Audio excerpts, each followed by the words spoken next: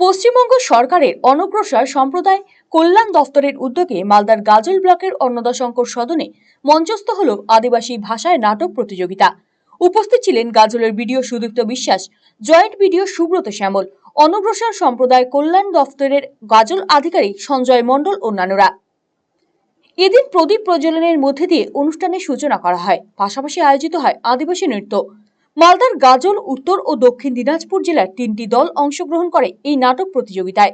তাতে প্রথম হয় দক্ষিণ দিনাজপুর জেলার একটি নাটকের দল, দ্বিতীয় হয় গাজলের শ্যামসুখী বালিকা শিক্ষা নিকেতন এবং তৃতীয় হয় উত্তর দিনাজপুর।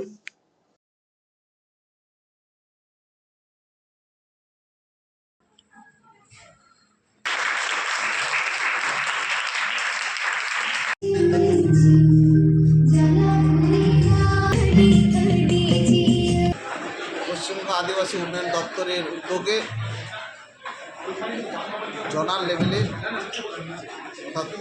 আঞ্চলিক স্তরের আদিবাসী একাঙ্ক নাটক প্রতিযোগিতা অংশগ্রহণ হচ্ছে মালদা, উত্তর দিনাজপুর, দক্ষিণ দিনাজপুর।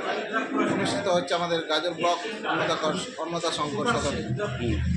এই 3 জেলার বিজয়ী দল আজকে অংশগ্রহণ করছে এবং এদের মধ্যে যারা প্রথম স্থান অধিকার করে তারা রাজ্য স্তরে যে আদিবাসী একাঙ্ক নাটক প্রতিযোগিতা হবে সেখানে তারা অংশগ্রহণ করবে।